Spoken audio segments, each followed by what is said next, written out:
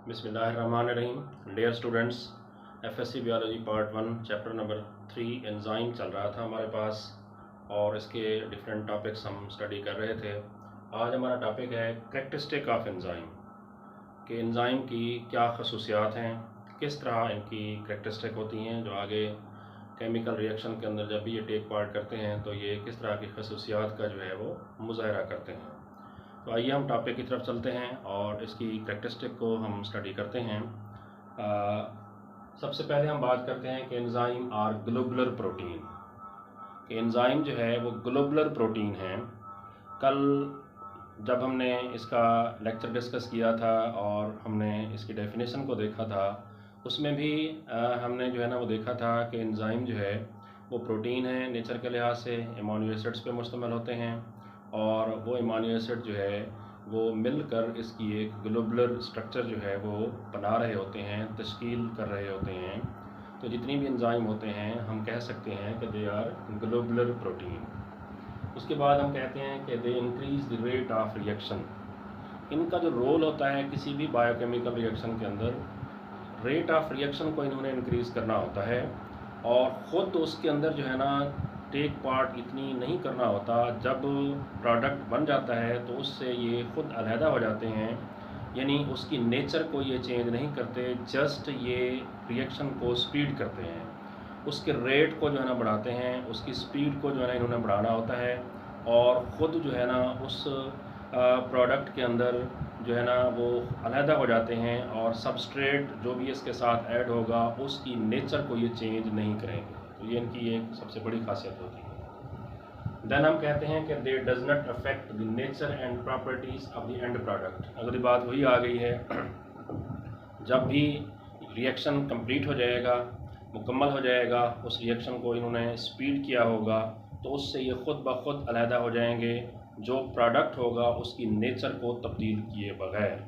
यानी ख़ुद ब खुद उनसे अलहदा हो जाते हैं जब रिएक्शन कंप्लीट होगा और ये उसकी नेचर को तब्दील किए बगैर अलहदा हो जाएंगे और उस रिएक्शन की स्पीड को बढ़ाकर बड़ी जल्दी जो है वो प्रोडक्ट के अंदर उसको जो है वो चेंज कर देते हैं। देन हम कहते हैं कि small amount of enzyme, enzyme की थोड़ी सी मकदार भी जो भी रिएक्शन होगा उसको जो है वो बड़ी जल्दी पाया तकमील तक जो है वो पहुँचा देते हैं। Small amount of enzyme accelerate the chemical reaction, यानी अगर एक किसी रिएक्शन को थोड़ी सी भी मकदार जो है वो एंजाइम की मिल जाए तो वो उसको जो है उसकी एफिशिएंसी को जो है वो बढ़ा देते हैं और अपना जो है वो रोल प्ले कर सकते हैं थोड़ी सी मकदार के साथ भी। देन हम कहते हैं कि they are specific in their function. अब जो एंजाइम होते हैं हम कहते हैं कि they are specific in function. जानदारों की ज़िंदगी के अंदर जितनी भी लिविंग ऑर्गेनिजम्स होते हैं उनके अंदर हज़ारों केमिकल रिएक्शन जो है वो हो रहे होते हैं। तो हर रिएक्शन के लिए एक ख़ास एंजाइम होता है। एक एंजाइम तमाम बायोकेमिकल रिएक्शन को प्रोसीड नहीं करेगा, एक एंजाइम तमाम रिएक्शन को कैटालाइज नहीं करेगा। हर रिएक्शन के लिए एक एंजाइम जो है वो ख़ास होता है और वो उसी ख़ास एंजाइम के तहत ही आगे प्रोडक्ट में चेंज होते हैं।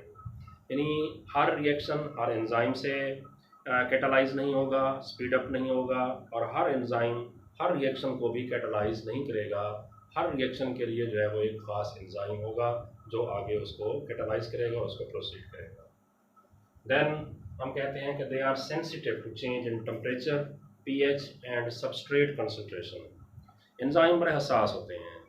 अगर कोई भी एक रिएक्शन है उसका मीडियम है तो हम कहते हैं कि वो पीएच जो है ना अगर हो रहा है, सपोज हम कहते हैं कि वो 4 से 5 पीएच की रेंज में उस रिएक्शन ने वक़ूफ़ पज़ीर होना है, तो वो उसी रेंज में ही जो है ना वो होगा प्रोसीड और आगे उसकी एफिशिएंसी जो है ना ज़्यादा होगी।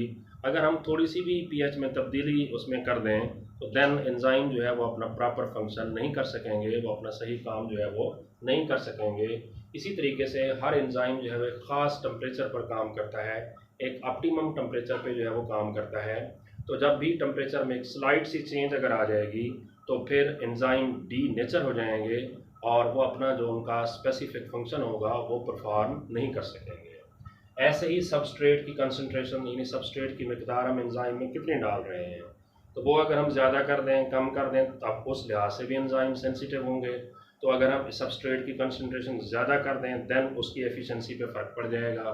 तो इस लिहाज से ये तीन चीज़ें हैं, टेम्परेचर, पीएच और सबस्ट्रेट कंसंट्रेशन, इस लिहाज से एंजाइम जो है बड़े सेंसिटिव होते हैं।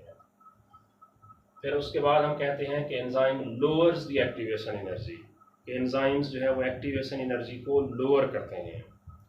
अब यहाँ पे क्वेश्चन है कि व्हाट इज़ एक्टिवेशन एनर्जी, बड़ा अहम सवाल है ये, और ये अक्सर इम्तिहान में एग्जामिनेशन के अंदर जो है ना, जब बायोलॉजी का पेपर होता है उसमें ये सवाल आ जाता है कि what is activation energy. Activation energy क्या है, हम कहते हैं activation energy is the energy that is required to start a chemical reaction. कोई भी एक केमिकल रिएक्शन हो उसको स्टार्ट करने के लिए जो एनर्जी चाहिए होगी उस एनर्जी को आप एक्टिवेशन एनर्जी का नाम देते हैं। देखें कोई भी चीज़ हो, जब उसको हमने स्टार्ट करना है शुरू के अंदर, जैसे एक मोटर बाइक है, मोटरसाइकिल है, उसको हमने स्टार्ट करना है तो हमें उसे हमें एनर्जी देनी पड़ती है। तो ये केमिकल रिएक्शन जब भी स्टार्ट होते हैं तो इनको भी केमिकल एनर्जी जो है वो चाहिए। तो वो एनर्जी जो एक रिएक्शन को स्टार्ट होने के लिए दरकार है उसको आप एक्टिवेशन एनर्जी का नाम देते हैं। तो एक बड़ा इंपॉर्टेंट क्वेश्चन है, शार्ट के लिहाज से जो इम्तिहान में अक्सर जो है वो पूछ लिया जाता है। तो ये वो इंपॉर्टेंट करेक्टरिस्टिक हैं एंजाइम्स की जो किसी भी केमिकल रिएक्शन के अंदर जो है वो ये शो करते हैं। तो ये जो है वो हमने डिस्कस की हैं यहाँ पे, बड़ी इंपॉर्टेंट करेक्टरिस्टिक हैं जिसके अंदर जो है वो हमने एंजाइम के बिहेवियर को और उनकी मुख्तलिफ जो है वो खसूसियात को जो है हमने स्टडी किया है। तो इंशाल्लाह हमारा नेक्स्ट लेक्चर जो है इसके मैकेनिज़्म और एक्शन पे होगा, और उसमें हम देखेंगे कि एंजाइम्स के एक्शन के जो है वो मॉडल कौन से हैं और उनमें जो है ना वो क्या बयान किया गया है। तो इंशाल्लाह नेक्स्ट लेक्चर का जो है वो इंतज़ार कीजिएगा। Thank you very much.